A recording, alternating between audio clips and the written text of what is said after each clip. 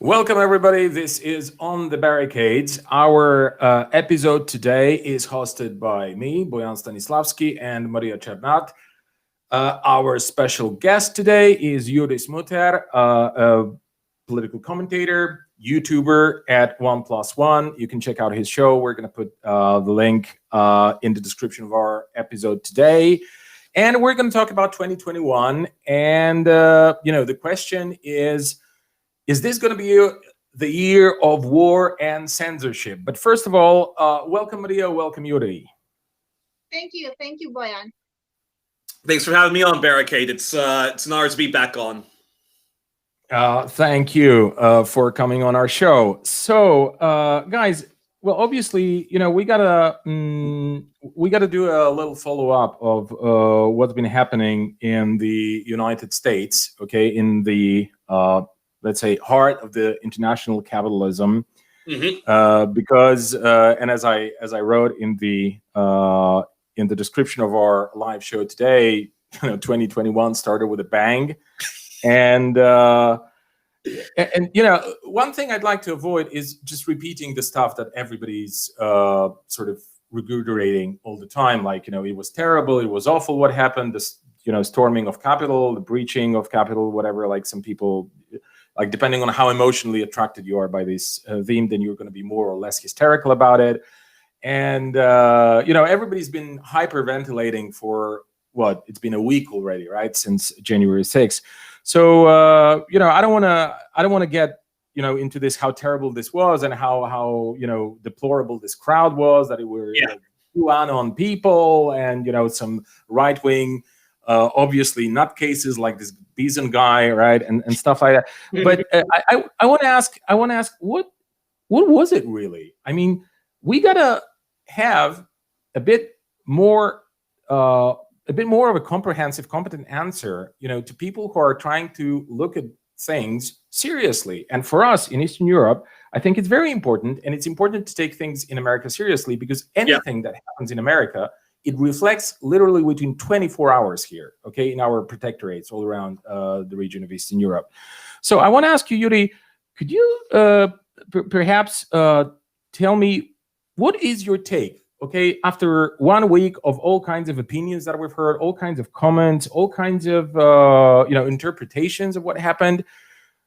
Why has this actually happened? Why? Who had the interest? Okay, what part of the American ruling class to let it all play itself out exactly the way it did? Well, thanks for having me back on. And to answer your question, I have a completely different take from the events that happened with this kind of storming of the barricades that Trump's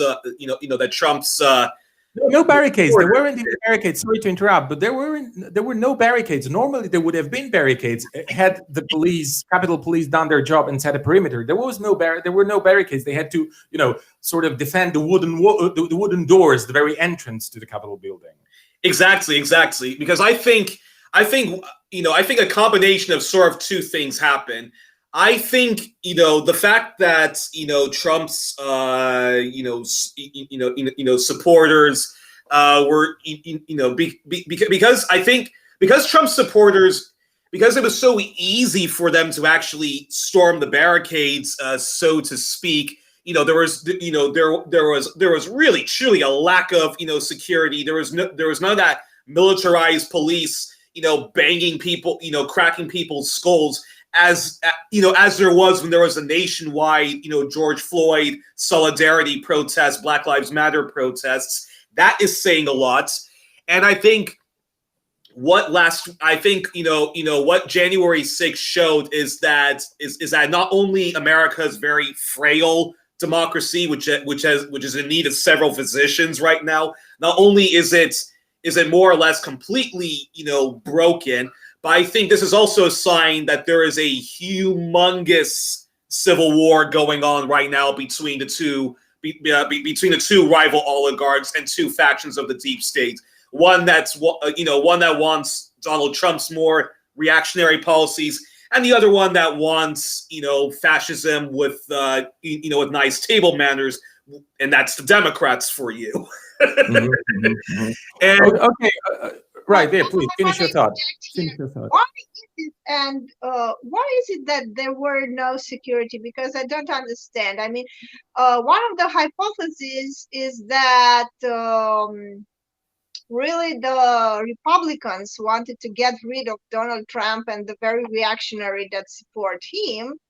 Another perspective is that maybe Donald Trump has supporters among the security apparatus itself, and maybe there were people that like him enough to facilitate such a takeover.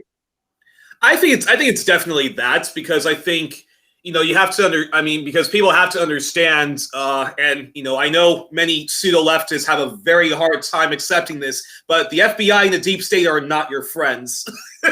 Silicon Valley is not your friends. These are rival oligarchs who most of the time they donate to both political parties, hence why we have both political parties that don't want to give you single-payer healthcare, both political parties that don't want to stop the imperialist wars, and both political parties that don't even want to at least give you public, tuition-free public education from kindergarten all the way up until you're done with university. Right.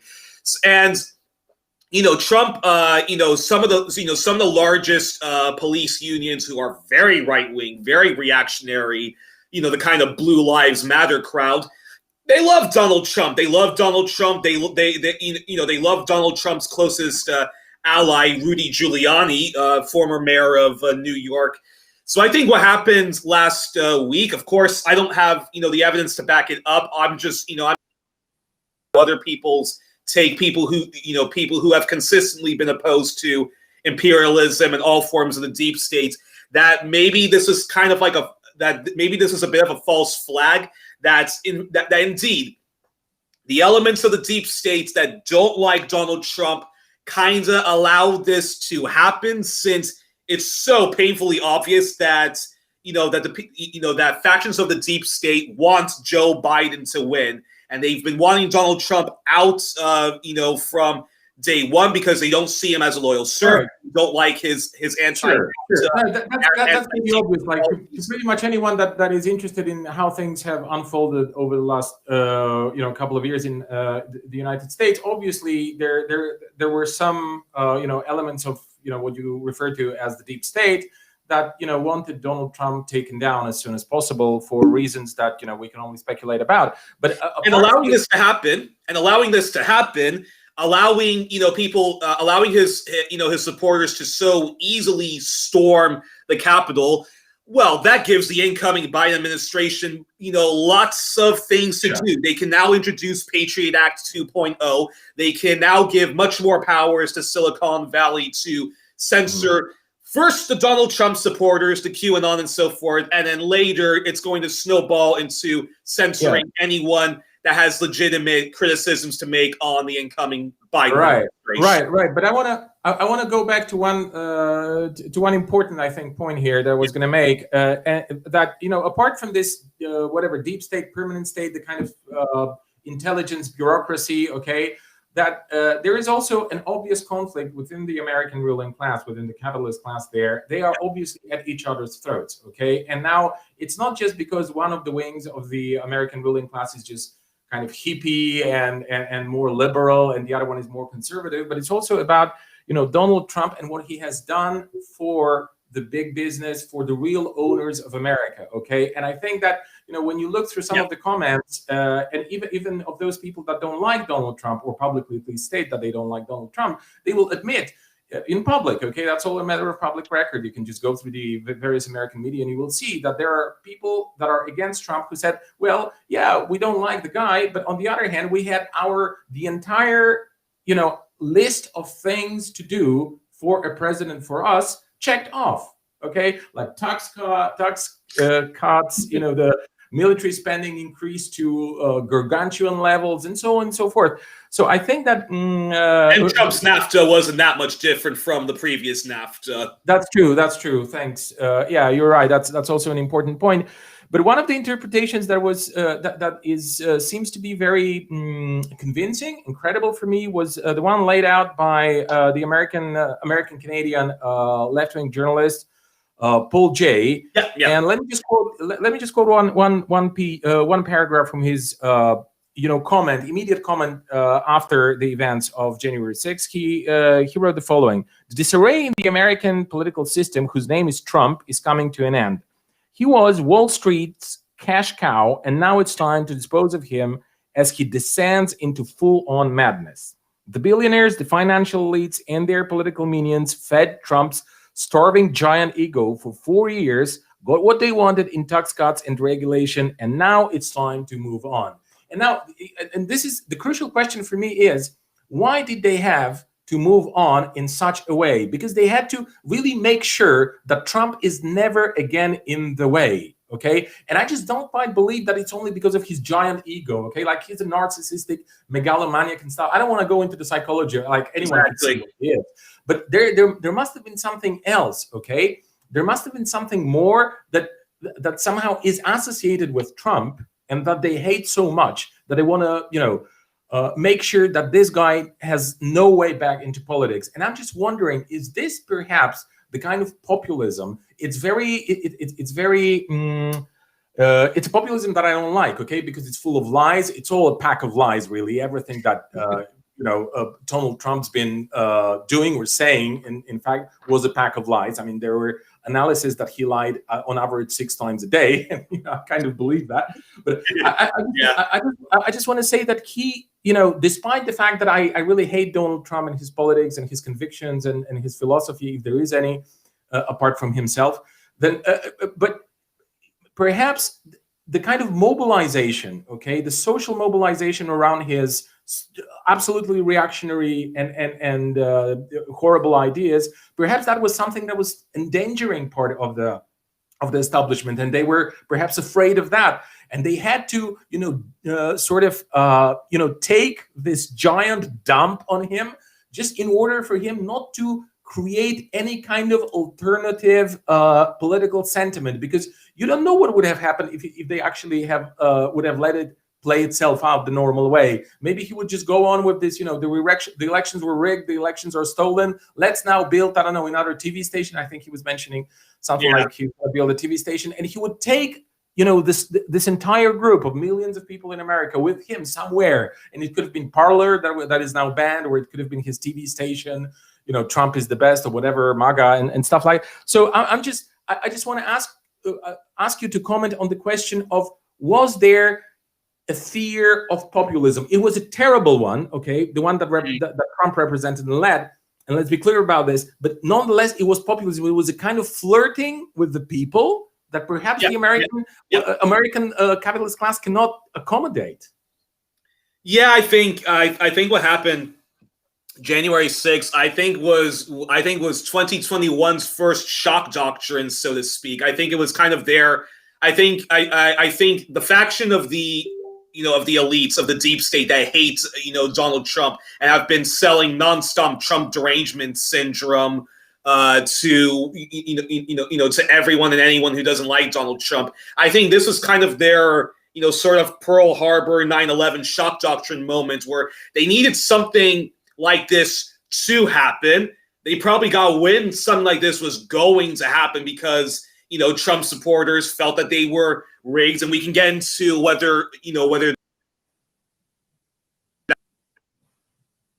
Oh, he froze. He froze for a bit. He froze. Okay. I was just. Okay, he's coming back. He's coming back. Oh, okay. Can you hear us, Yuri? Am I back? Yeah, you're almost back. You're still frozen, but how about you just try and repeat the last 30 seconds? Okay. Seems to be going down at the moment. But yeah, anyways, so what I was trying to say is that I think they kind of allowed this to happen. The surveillance state sort of allowed this to happen, quickly foiled it, so that they can now push for more reactionary policies. And, this goes back to, the sort of incoming, censorship that's happening. That's going to Yes, I've been meaning happen, to, and more, to ask you. cracking down on people. Oh, no. Uh-oh. Oh, no. Internet connection. No, Okay. It's going okay. It's going okay, Yuri. You're still with us. Good. You're still Maria, with us. please go ahead I'm with your just question. going to make a short comment on that internet censorship. I think, as a media theorist and something who's been working in communication departments for quite a while now, it is very important to have regulation. If you want to have freedom of expression, paradoxically, you need regulation. A condition for the freedom of expression is regulation. And it is important to have one, okay. But the problem here, and my take on that, what's happening right now with the banning of the Twitter accounts and Facebook accounts of Donald Trump, is that we have to ask ourselves, not if this is okay, but who does this? I mean, it is very important to see who does this, who has the power to do this type of censorship. Because you need some rules, you need community rules, but right now you don't have community rules, you have the owner's rules. I am part of the community, you are part of the community. Has anyone ever asked you anything about the rules? No, they are established from top down. They are the rules of the elite, of the owners, okay, of that platform. They are not our rules, and it is so perverse that they are branded as the community rules, but they are not the community rules, okay? They are the owner rules, and we have to change that. Because while we need some people to be censored, it is not okay to incite to violence. It is not okay to have people calling for somebody to be hanged or raped or killed or whatever. But who does that? Because if you place so much power into the hands of the owners, then you are playing here with fire. Who is going to control them? I mean, they impose community regulation and community standards and whatever, but who is going to control them? Because for me, the question would have been, why did you allow this individual to do so much damage on your platform in the first place? How was it that nobody asked you, why are you allowing this?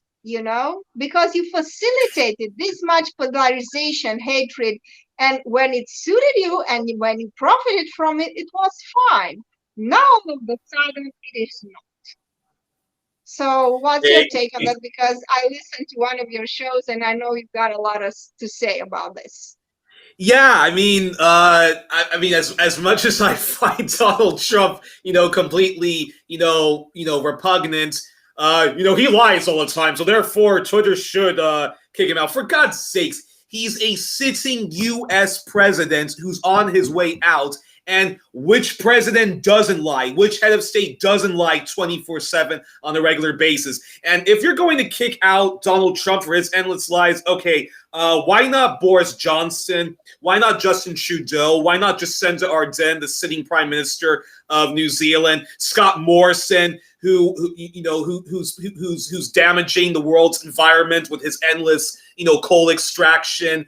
And his vile racism and misogyny and so forth, and I just don't think people should be cheering this on because again, and if you're going to and if Donald Trump really is Satan incarnate and we need to censor him, then again, why not the Daily Mail? Why not the Sun? Why not Fox News? But then even then, why not the U.S. military? Why not NATO? Why not the CIA and all those spy agencies who all lie, murder, and make the world a much more polarizing place endlessly?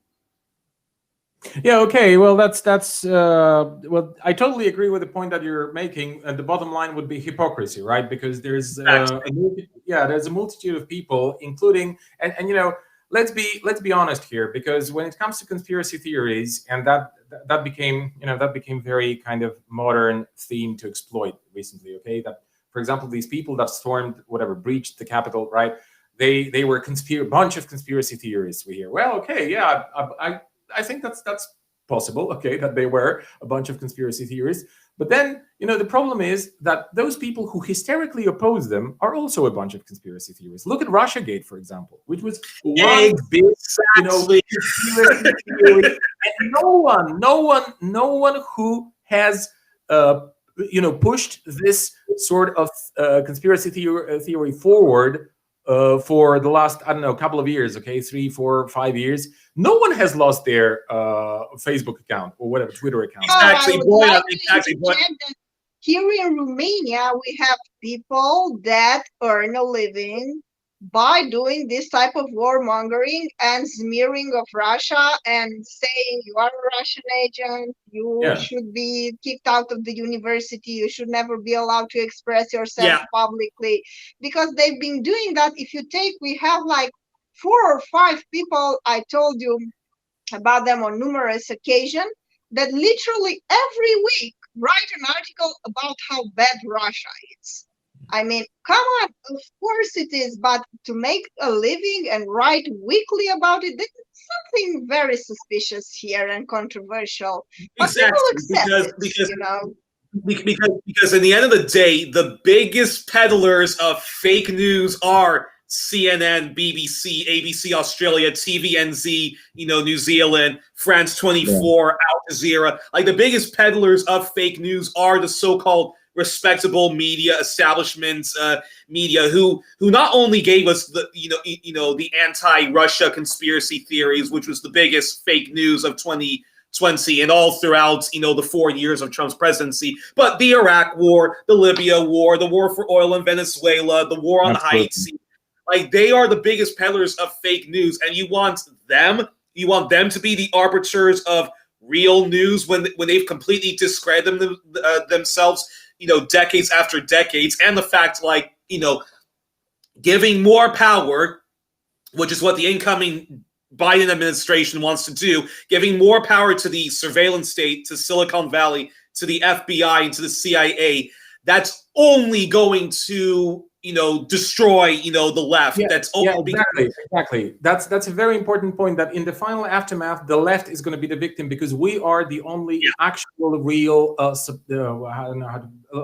real enemy of the establishment, of the capitalist establishment. They're not afraid of Alex Jones, or they're not afraid so much of the Bisenman that was occupying the tribune at the House of They're just clowns, okay, and they can mobilize some very demoralized people. Obviously, that's a fact. And then Donald Trump, with his kind of crazy populist approach and his megalomania and narcissism, took it to a whole new level. Okay, that's all fact, but that's pretty much as further as they can go. That's like not much else is going to happen, okay, except for what actually did play itself out on the 6th of January and so on and so forth. But then, the question, what you said, and Maria, you said it also, is that, the more power you give to a certain center, to the corporate center, for example, or the big tech giants, and that's true, that's very dangerous. But I think there's one element here that I'd like to push back against, because it's not like someone is giving them power. It's just a natural evolvement of the capitalist monopolistic system that allows them to acquire more power, even despite the structures of the state. And Donald Trump is a perfect example of that. Like, I don't care whether Donald Trump has it, or maybe it's not like I don't care at all, but because I think it's better to have Donald Trump in plain sight and to see what he's actually up to than to have him for him. But that's a different conversation. What I'm trying to say is that, morally speaking, I don't care whether Donald Trump has access or doesn't have access to Twitter. It just doesn't bother me at all. Like, I don't read his tweets anyway. So, but what is important is that we see something which is, I think, very telling of what is actually happening. What the corporate, as one of the American journalists or writers, I can't remember his name, put it, a corporate coup d'état. how does it look like? Well, it looks like there's a sitting president who is obviously gone mad in the last couple of weeks, and he's tweeting like crazy stuff. And then, a board of managers from Twitter can come together and say, oh, no, that's too much. And snap, his account is off. And then he was removed from all kinds of platforms because obviously it became like a fashion already. Okay, within minutes since he was banned from Twitter. Then they banned his Facebook, his Instagram, and he was even removed from some kind of shopping app. Like, I don't know what does it have to do with all of this. Okay, but what I'm trying to say here is that as much as I despise Donald Trump and his messaging on Twitter or whatever, okay, like I think he's a horrible person and a horrible politician and a horrible political leader. And that I just don't see how is this going to help. Like, it's not going to help. It's because it's going to backfire completely. And people say Joe because I don't like Donald Trump, I don't like Joe Biden, I don't like Hillary Clinton, I don't like Obama, Justin Trudeau, Boris Johnson, Keir Starmer of the Labor Party, and all those guys, because they're all professional liars. They're all scoundrels. They all lie for a living. They all murder people for a living.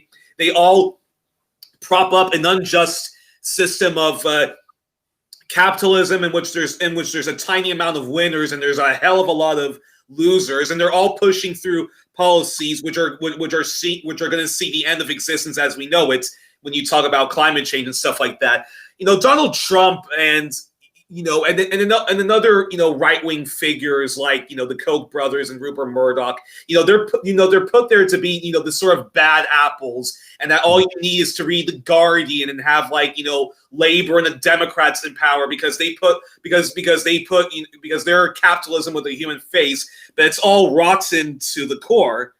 Okay. Like, hold your thought. Okay, we're because we're approaching the end of the first segment of our program, so we're going to go to a short break now. And after the short break, you finish your thought, and we switch over to the question of the foreign policy that Joe Biden proposes.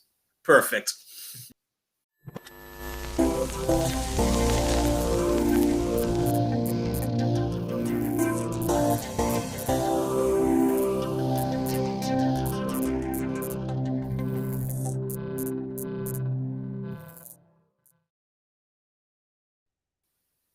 Hello again, everybody. We are on the barricades with Yuri Smuter today, the left political commentator and YouTuber at 1+1. Check out his channel. We're talking about the situation in the United States after the events of on the 6th of January.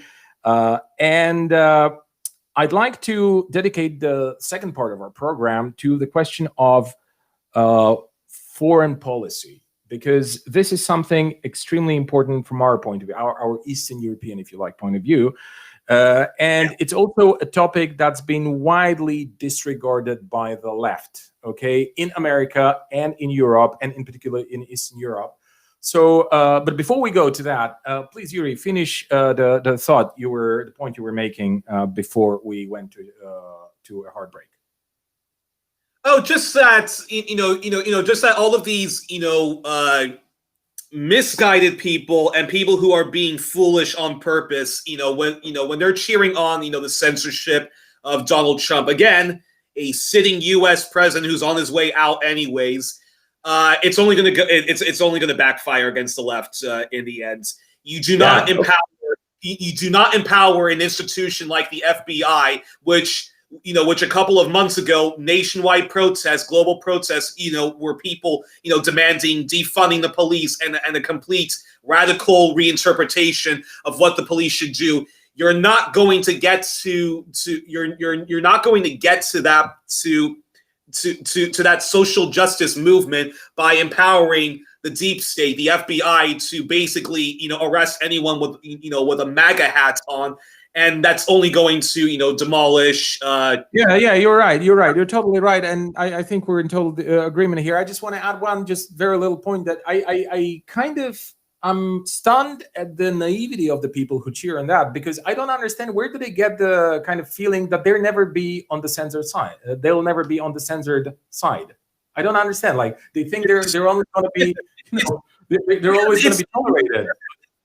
because it's this foolish idea that the CIA can be reformed, that your military can be reformed, and this is probably going to be controversial for other people, but it's also the idea that the Democrats can be reformed. And as Dr. Jill Stein, often says, you can't have revolution in the counter-revolutionary party. So I think I think people like Bernie Sanders and Alexandria Ocasio-Cortez, who are cheering on this kind of Patriot Act 2.0, I think they honestly, in their heart of hearts, think that, well, if it's Joe Biden and Bernie Sanders always say Joe Biden's a good friend of mine. If it's us in power, it's okay. It's when the Republicans are in power that we have to repeal Patriot Act and stuff like that. Yeah, okay, but since you mentioned Patriot Act and the kind of similarities between the Democratic and the Republican Party, I want to switch over to the next topic, which is the question of the foreign policy. And a lot's been said by the left in America, at least by the left that I follow on YouTube and in social media, that the phrase, uttered by Joe Biden in regard to pretty much everything, which was nothing fundamental is going to change, right? It applies also to foreign policy, most likely. So there's going to be wars of aggression all the time, halfway around the world, from Washington or whatever other place in the United States. And these are maybe going to be some kind of woke bombs. I mean, they're going to be better. I don't know, rainbow striped or striped or something like that. I don't know about that. Like, I don't want to go into these speculations. But I just want to say that I was trying to figure out, pretty much since the beginning of the new year, I was trying to figure out, is there anywhere a place where I can get a glimpse of what Joe Biden thinks about foreign policy? Because I know, and that was, the sort of my inspiration, because I wanted to see what our leaders here, leaders in, in Eastern Europe, what are they going to do? And what is the agenda that they're going to be given to push forward? Because this is what they do, they are like viceroys, so in colonies. So I wasn't able to really find any document, anything of substance. So I listened to his speech. I think it was on the 3rd of January or somewhere like before the 6th, where he was sort of presenting, his foreign policy agenda. Mm-hmm. You can find it on YouTube, and I was amazed. There was nothing. I mean, he literally said nothing. It was just empty phrases about our partners here, our partners there. We're now going to be together, acting together with our partners. Means what? Like we're gonna bump now together with NATO again, like not just individually. What does it exactly mean? And and he said something about Europe, and then he was repeating partners and partners and partners, and then he mentioned something. He said like made one or two hostile remarks about China, but nothing that I would expect. Like I was expecting some kind of really bellicose language because allegedly Donald Trump was good for China, for Russia, for North Korea and stuff like that. So I was expecting they're going to go, they're going to try and sort of, reassert this American imperialist, exceptionalist language and going to put it forward. But they didn't. I'm going to say, but what really kind of was surprising was that he never mentioned Russia. And pretty much everybody was surprised. Like when you read the comments, for example, in the Russian press or in Russian media about it, they were also pretty surprised about it. My guess would be that he just forgot, or he didn't see the prompter, But there was nothing, There was like no substance at all. And I was looking for some reactions to that.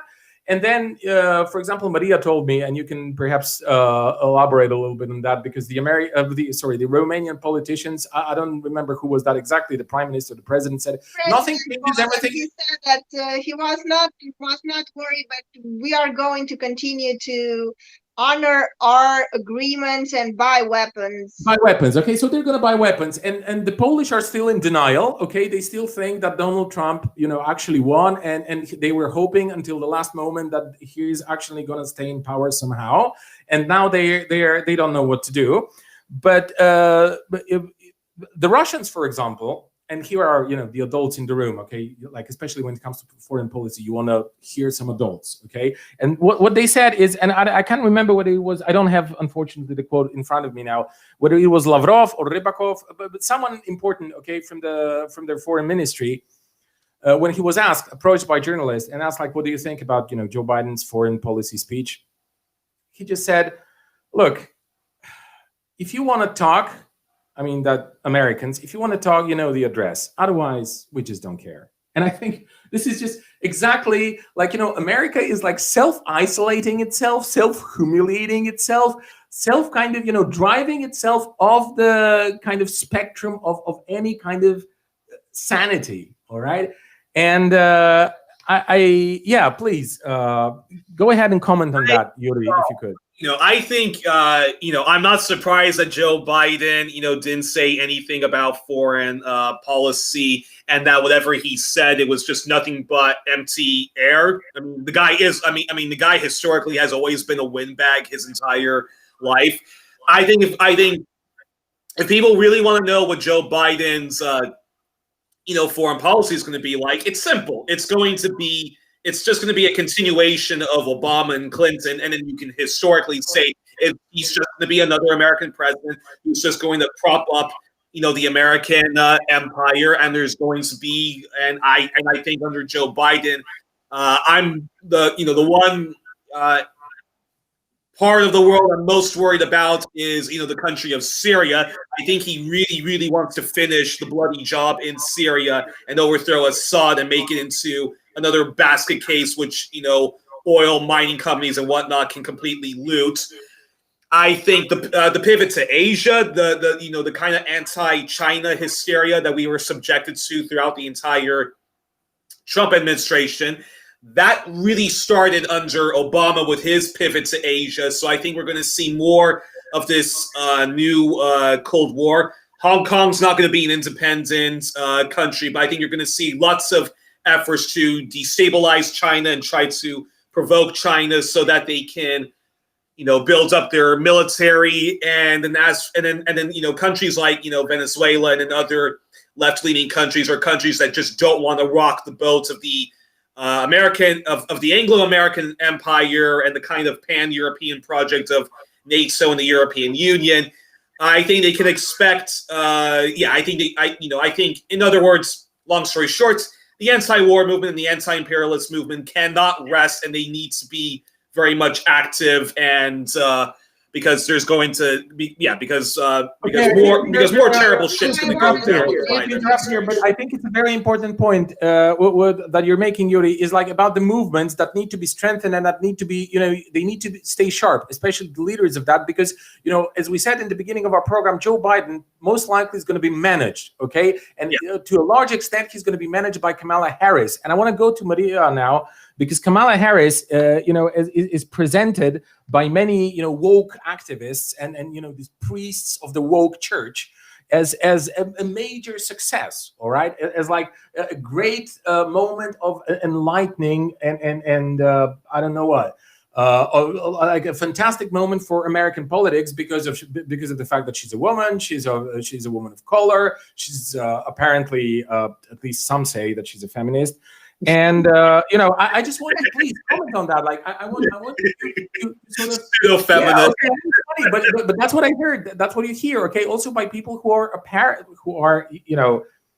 who are not totally who don't even totally suffer from this Trump derangement syndrome and are. What I'm trying to say is that there are people who are kind of okay on other issues, but they get pretty unhinged when it comes to this, moment of wokeness somehow. Like, Kamala Harris, only good things because she's a woman of color, she's a woman, and you can't even discuss her record, which is a horrendous record, okay, of mass incarceration and empowering it and so on. So please, Maria, I want you to please comment on this matter. Like, how is Kamala Harris for anyone an achievement in any aspect? Well, it is an achievement if you separate politics and you take out politics and you only bring in identity, And here you have Yuri, the perfect person to ask because he's a man of color. You have me, a woman. So I think we are the best to be asked. You would have been I don't know, put and burn to the stake if you'd have asked a white male. But now you are on the safe side, because we are diverse enough to answer the question. So now that we qualify to answer the question because we represent oppressed identities, we can say that this is complete BS, pardon my French, because look, how can you say that this is an achievement? An achievement for whom? I mean, I think capitalism can be very open when it comes to individual progress of certain elites. And you can progress individually as a woman, as a person of color, of course, but you can never progress as a union of workers in textile factories in India, Bangladesh, Asia, because she brags about her Asian descent. And this is what the structure of proletarian unfreedom says, a very interesting article. Yeah. You have this room packed with workers, and the capitalist system tells you can advance individually. You have one key and you can go out, only one at a time. You cannot go out together. So while you may have emancipation in terms of feminism, you cannot have liberation and you cannot have progress as a class, And she's a traitor, and she does more, how should I say? She actually damages the image and the credibility of the feminist movement because she's going to take some pretty harsh measures. She already did that. And she uses her identity to make it look okay for the woke, activists and for the woke journalists. And this is very dangerous. This is the path to destruction of the credibility of the feminist movement, because then you will have the white workers telling you, is this the best you can come up with? I mean, how do you build your credibility with such a person, that has every kind of identitarian qualifications, but the measure that she takes and her record are on the opposite side and actually do not benefit the ones she claims to identify with. So you see, this is so damaging. This type of hypocrisy is so damaging to the feminist movement. And this type of individual, progress and individual emancipation is so delegitimizes the whole movement. And I told you, this is my last thought, that I saw a short fragment from an interview with her, and the host asked her, look, are you going to come up to Joe Biden with socialist regulations, and are you going to advance Medicare for all? And she says, no, I'm going to give him the perspective of a woman of color with Asian descent, whose mother came here while she was 17. This is my perspective. So she distances herself from any political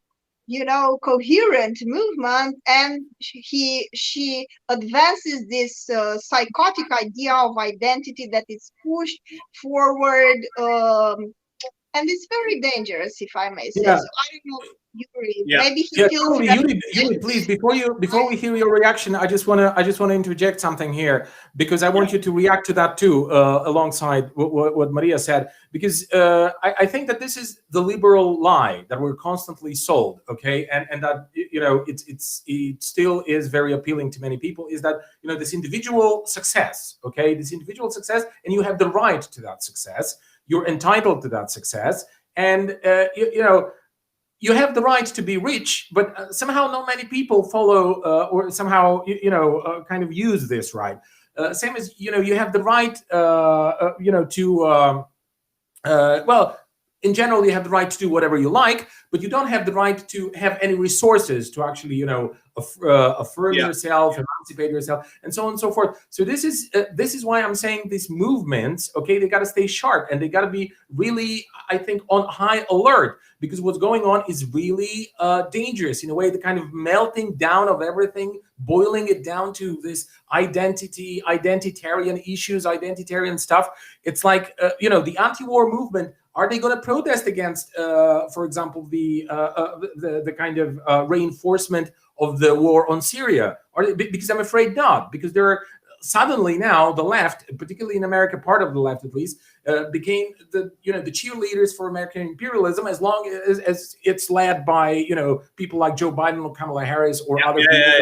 Woke culture, can clap too. So please, try to maybe reply to what Maria said in this context, because I think it's very important, the kind of philosophical, ideological lie that we live in all the time, that we can do whatever we want, we have the right to everything as individuals, but not as as a collective, as a community, or as a society, as a class, for that matter.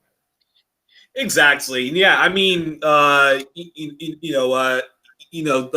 good doctor, explained how how Kamala Harris is basically this pseudo feminist. I mean, and at the same time, she's also what my friends at Black Agenda Report would call a black misleader. She is part of that black misleadership class that's that props up the Democratic Party, which is a rival oligarch and an arch racist party, and puts like a pretty face to this unjust system of capitalism, and puts amid to this ridiculous idea that of an American dream, that if you just work hard enough and overcome all obstacles, you too will become a millionaire. You too will become a lawyer or a head of an Sorry for interrupting here. Sorry, just one very very short interruption, because you're totally right. This is a lie, but I want to say that it's a double lie, because most people don't want to be millionaires. Most people want to have a decent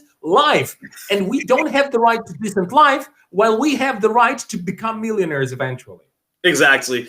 And Kamala Harris, and then Kamala Harris, I mean, if she's a feminist, then I don't know what kind of a feminist, supports wars overseas. I mean, cruise missile feminist, I guess, and what kind of a, of a person, what kind of a person of a marginalized group, being a black woman, of an immigrant background, supports, Keynesian policies like locking, because one of the big scandals, regarding Kamala Harris. She was bragging to an audience that she introduced, this law where she was going to lock up the parents of kids who skip school, and she was bragging about that, and then she was mocking the whole school to prison pipeline, and mocking people who were saying we need to build more schools, less prison. Really? That's but I want to say the person at the left, or that the pseudo left are cheering on. Give me a break. And then Joe Biden's his record speaks for himself, not just as as the VP under Obama, who was always a boring, uninspiring right-wing centrist to begin with, but Joe Biden's record himself speaks for itself, because he gave birth. He gave birth to the new Jim Crow, which Black Lives Matter and their solidarity, comrades claim that they're protesting and they want to, repeal. Yeah, totally. And I also want to say, just perhaps as a short supplement to what you said about Kamala Harris being terrible and being exposed, okay? Then I think that one of the debates, the Democratic debates, when, before the nominee, before Joe Biden became the official nominee, when Tulsi Gabbard, okay, she was still. I'm a Tulsi fan. but this was I watched pretty much all the debates, and this was an epic moment of political destruction on live television when Tulsi Gabbard just smashed Kamala Harris when she was trying to present herself as this progressive person. And she said, wait, hold on a sec. How about we look at what you've done over the last couple of years, strengthening mass incarceration and your role as a prosecutor in California. And say, I don't want to repeat this. Okay, people can watch it on YouTube or wherever. Epic. But this is like, and then from that moment on, Kamala Harris was almost written off. Okay, like she had no chance because like her ratings fell down so drastically. So it's only, it's all artificial. Like the fact that she became president has nothing, vice president, sorry, it has nothing to do with any sort of democracy. Okay, even the formal one, like in relation to. And Joe Biden, and Joe Biden knows that it was cynical identity politics, what Joe Biden does. But apparently, back when Whitney Webb, who was a guest on my show, back when she was writing for Minpred, she did a 2-part article on Kamala Harris, and basically many of the Clinton donors and many of the first millionaire donors of Obama. They really wanted Kamala Harris to actually be to actually be the president, and they were but as you mentioned, her bid to get the nomination was just a complete was completely farcical. Not just with Tulsi Gabbard's epic takedown of her, but the fact that the elites all seem to really, really want everybody to be riding with Biden. So she was definitely selected. And even the Israel lobby also were big backers of Kamala Harris as well. Okay, Maria and Yuri, let's go back here to Eastern Europe again and to the reactions of the Eastern European, governments that are very, that have this, well, let's say a very unfair, they are dominated. Okay, let's just put it. I was looking for a decent word. Okay, I don't want to swear here. So does the Eastern European media, are they also very much like pro Joe Biden? Because the Western English language press, from The Economist to BBC and so forth, they're all super, super pro Joe Biden. It's almost Well, let's take it.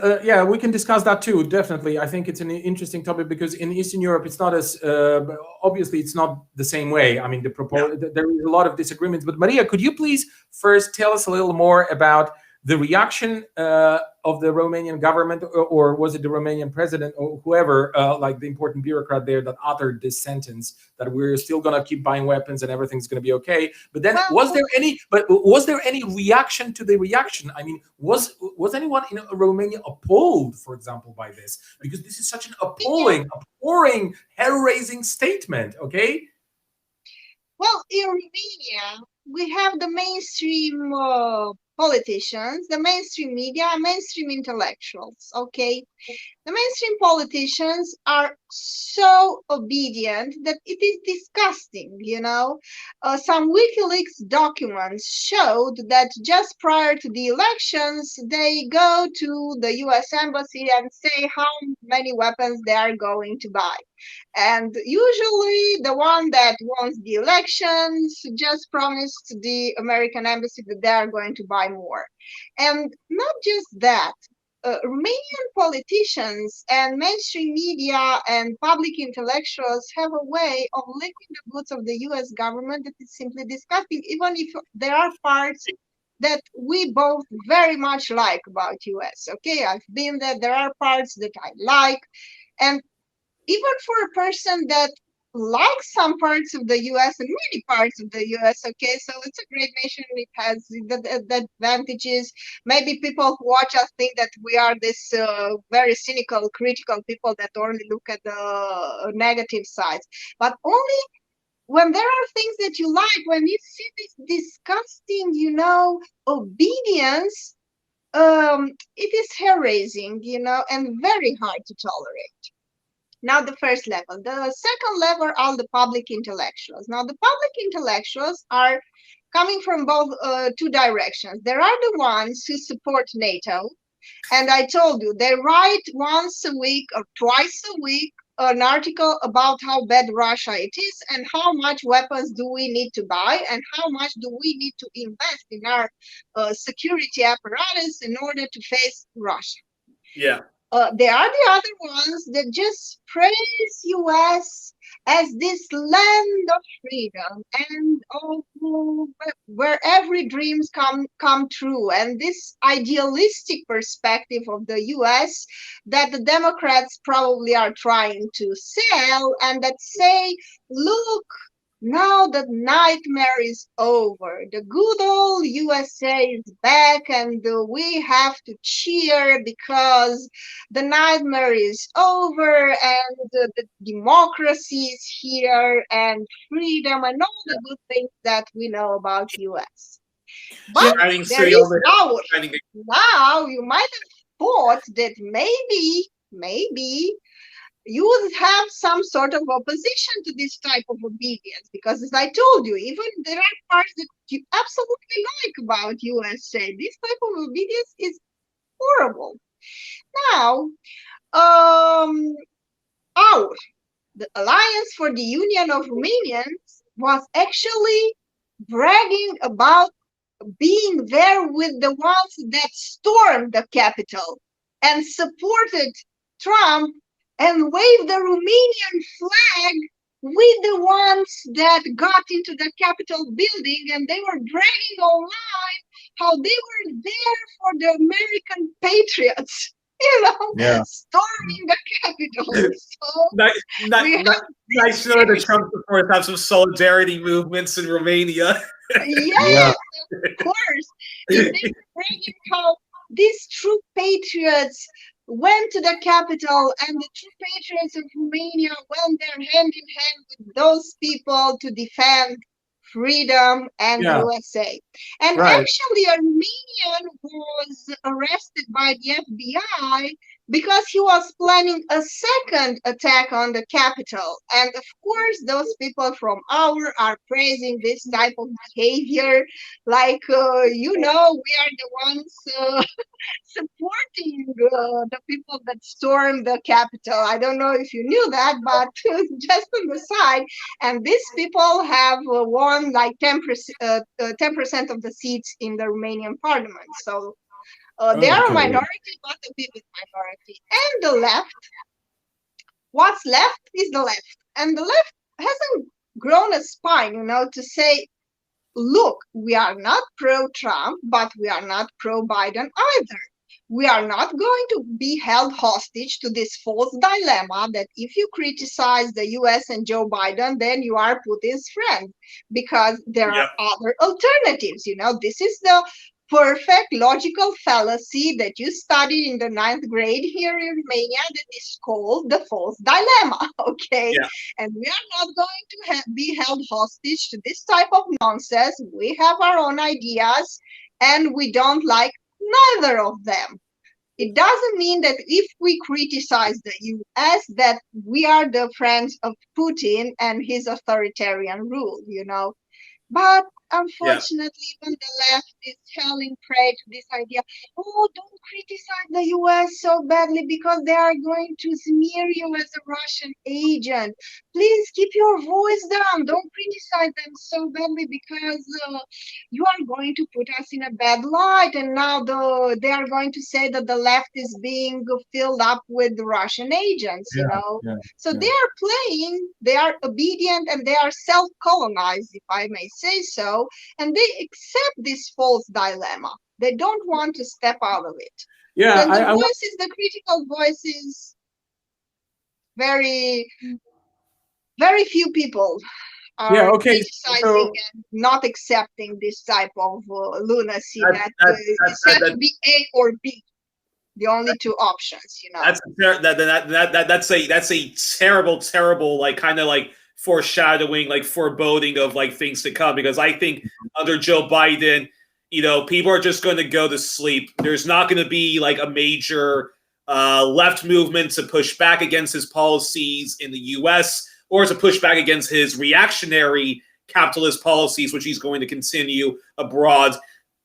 And imperialism is part of that, and the whole empire is part of that. So many people have been seduced by NATO and the the European Union, that I just don't think that there's going to be much pushback against a Biden administration. And when people were attacking Trump, they were attacking him from the right.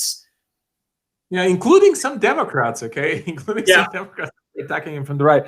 Look, I want to say, because I think what Maria said was very interesting, and I just want to add a bit of well, I don't know, maybe a bit of a context here, because, the question of these, of this lack of understanding that the left is not there to take sides when two rivalry gangs of right-wingers quarrel, okay? That's exactly. This is not the role of the left, all right? Now, the problem here is, and that's partially an answer to the question, but partially, of course, an answer to the question, why cannot the left grow a spine or other body parts, for that matter, is that, look, we have been taught, and you call it self-colonized, I guess, self-colonizing, I guess that refers to this phenomenon. We have been taught somehow by the right-wingers to immediately recognize between good and evil. And there's this kind of ticking thing, okay, in the left-wing brains, okay, that Trump automatically evil, Joe Biden automatically good, because there is this, evil conservatism and this maybe not so good, but much better liberalism, as if they are disconnected, as if they are like totally two different worlds and not part of the one right-wing family that has been managing humanity for like quite a long time now. Exactly. That is really responsible. I mean, be it the liberals or conservatives or fascists or proto-fascists or religious fundamentalists, they are all the same thing and they are equally bad. And then, the other question is, look, perhaps, just perhaps, I don't know about that, but perhaps Joe Biden is morally somehow a little better, maybe more sympathetic. Maybe he's not such a megalomaniac and narcissistic, sort of, weird person, okay, that thinks they are God, okay? Maybe he's not that. And okay, that makes him, on an individual basis, that makes him probably a little better man in a way. Maybe it's easier to speak to Joe Biden than to someone like Donald Trump, who never in their life heard the word no. It doesn't take much to have better table manners than Donald Trump. Just like it doesn't take much to be smarter than Boris Johnson. We know that these are like useless, jackasses, but it doesn't change the fact that like Hillary Clinton, also a megalomaniac. Joe Biden, look at some clips of him from the 90s, the kind of policies he was pushing. He didn't really, sell it in a very nice way. Like he was like, Mr. Law and Order, I want to, be tough. No, you're totally right. You're totally right. And I'm in agreement with you. What I'm trying to say, it all boils down to the question of who is more of a decent person, or who appears, has the appearance, the emploi of a better person. And why is this accepted by the left? And I think that this is, and particularly in Eastern Europe, that's definitely, a fact, all right? That in Eastern Europe, the left seems to have totally, I don't know how conscious this decision was, but has totally succumbed to this liberal culture of the management of society done by the educated people, by those who are, the better part of society, who are not part of this mass of people. It could be workers, it could be peasants, but all those people who are just the simple people. And here are the intellectuals. Here are those who have, graduated from multiple universities, who have degree. And no offense, Maria. I know you're an academic.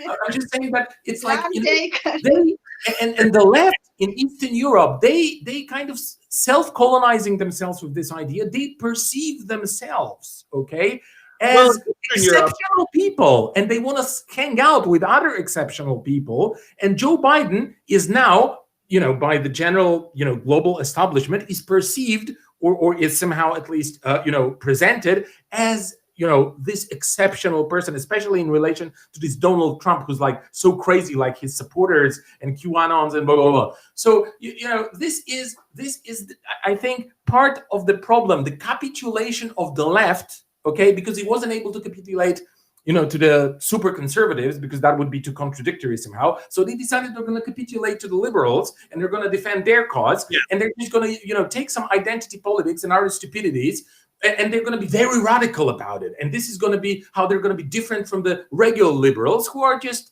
not so radical. I think talking about Eastern Europe, because because we're speaking to an Eastern European audience. I think what happened at the end of the of the Cold War is that so many people, the kind of socialist reformers and the liberals, they all think that that capitalism automatically equals freedom, I guess. That capitalism means that you get, your, the civil liberties which you were deprived from during the Soviet Union, and that economic freedom, like, it all goes back to this idea of, a liberal democracy. And they were sold that, because part of having a liberal democracy is having the free markets. And I think just so many of them got completely, diluted and were sold, this pack of lies, that lo and behold, they got the reactionary shock doctrine and stuff like that. And things are so bad in Eastern Europe, with the gap between the rich and the wealth, between the poor, and the super wealth, and the super wealthy. That's even having a party that claims that, oh, we're for liberal democracies, or we're for social or we're for social democracy. I mean, yeah, it's good on paper, but that's not going to address the root causes of all of the of mass income inequality and mass privatization. For that, you do need. I mean, yeah, for that you need a socialist party. I'm not saying that you need to it needs to be an explicit Stalinist party, Maoist party, or something like that. But you do need a socialist party that's going to grow a pair of balls that says we need. Yeah, but before we get to a socialist party or anything like that, any form of organization, we really need sane people and serious people who are serious about being left-wing activist politicians and commentators, and who are not afraid, as Maria said, and I think that's very important, who are not afraid to stand behind what they think, and to present their agenda in a kind of assertive manner. So definitely, look, we're approaching the end of our program today. So I'd just like to reply to your question, okay? Because actually that got somehow lost in the discussion of what was the reaction of the media in Eastern Europe towards Trump and the events on January 6th, and generally the loss. Okay, the fact that Joe Biden won the elections. And I just want to say that it wasn't as unified, I think, as it was in the West. At least that's my observation. Okay, there's such a multitude of media right now that's there's just this amount of media that you're able to follow. Okay, and you don't want to waste your time, going through CNN and the Guardian all the time, but because you really want to, some information, something substantial. So you really have to be very hygienic and proportional about the kind of the amount of the mainstream media you're attending. But look, definitely for example, the Polish ruling elite, the Kaczynski, the Catholic fundamentalists that have ruled here that have been ruling for the last 6 years, they placed all their eggs, okay, in Donald Trump's basket. Okay, that was for them. This was the thing, because they were part of this wave of right-wing populism, or at least that's how they perceived themselves. And I think that if they did, then they were right. Of this upswing of right-wing populism, which started with Donald Trump being elected, then Brexit taking place. This kind of anti-establishment, right-wing. Populism, I guess. Like I hate to use that word, but I guess this is pretty much that. So I want to also say that they tried, and I think it's very important, because it might be the kind of metaphysical, if you like, link between all these all these phenomena that are a part of this construct of global right-wing populism is that they had to base themselves in order to succeed on something that is going to be inspirational for some part of the population. And for example, in America, there was obviously this sentiment against the neoliberal order, since Clinton, and because it really, people, they felt that they could use Donald Trump to show their collective middle finger to the world, to the establishment, to the capitalist class in America. I think pretty much the same happened with Brexit. Yeah. And then, when it comes to Eastern Europe, I think this Kaczynski, the vote for Kaczynski, the consistent vote for Kaczynski, because he won 6 elections since 2015. Yeah. And this is the same thing. It's not like people actually, judge in a very careful manner whether they rule better or worse than the previous party, the Civic Platform, and Donald Tusk, who is now the leader of the European Council. So it's rather the question that they voted for someone who spoke in a very convincing and a very inspirational, something that the left has to learn how to do, by the way, manner to the majority of the electorate, particularly to those who are most demoralized, most disenfranchised, most hurt, by the neoliberal austerity regime. And they were also saying a lot of things against how Poland was has been ruled after 1989, and they were very kind of they were trying to play with this sentiment of people being against what actually has been going on since 1989, and they would have definitely voted for someone who would have been sincere about being critical against this capitalist restorationist regime that we have here. But of course, there was no one like that. So what I'm trying to say here is that Kaczynski, for example, and his party, Law and Justice, they were in a sort of very weird symbiosis with Trump, because they thought that they are actually doing what he's doing. So they were repressing the LGBT advocacy groups here. They were repressing women. They are doing all this kind of conservative nonsense stuff. And they thought they are doing what Trump wants them to do, because it's not just out of their own will. They just thought that they got to reflect the empire somehow here on the ground. So they were doing this. At the same time, they had this ambassador Mosbacher, who was the ambassador of the United States for the last 6 years or 7 years or something like that. And she was here, but she was from the other camp, so she was constantly, sort of contradicting their actions. Like they did something that they thought Donald Trump would have liked, but then Georgette Mosbacher, came in and said, this is wrong what the Polish government is doing. This is censorship. This is stupid. This is human rights violation, so on and so forth. So they lived in this schizophrenic, situation where they've been getting contradictory signals from the empire.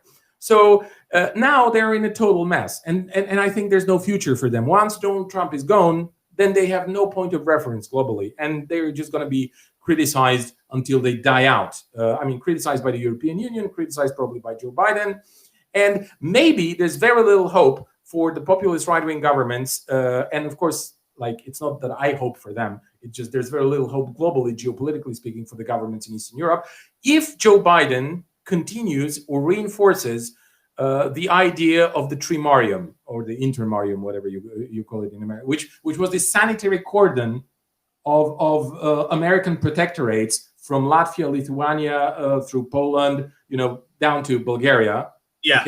That was going to divide the civilized, great, fantastic Europe from the barbarity of Russia. So unfortunately, the new Cold War is going to. I think the new Cold War is definitely going to continue. Hopefully, there's a little bit of breaks on the anti-Russia hysteria since Russia is no longer the convenient boogeyman of the now ruling Democratic administration that's coming in. So hopefully a lot of that cools down. But unfortunately, and this goes back to what we keep saying. The European Union, which is a neoliberal institution, the Democrats, which are part of which are a rival oligarchic party, are not going to address the root cause of why so many people are pissed off and so many people's grievances. And yeah, and I think people are still going to be prone to, the kind of right-wing populism. We need genuine left-wing populism to push back, but of course, that's not in the interests of, these windbags at the European Union and this waste of space democratic administration that's coming in. Okay, good. Thanks a lot. Maria, any closing remarks from you? Well, let's hope that America is weakened enough, the US is weakened enough by the pandemic that they won't start a war soon. Okay, so on this optimistic note, I guess we end today. I want to thank you all for being with us, you, Yuris Muter, and you, Maria Chernat. Plus, I want to thank all the viewers that stayed with us until the end of the program. And I just want to say that we are a left-wing media platform that is run by Eastern European activists, left-wing academics, journalists, and so on. And we need your support, financial support most of all. We've set up a Patreon channel. You can go to patreon.com/thebarricade and please subscribe and please be generous, because, there's no way for us, with our convictions, with our agenda, with our ideas, to get any money from be it Soros, Putin, or the Koch brothers for that matter. So please, we can only count on you, our supporters, our friends, our comrades. And see you next week. Stay healthy. Thanks for having me on.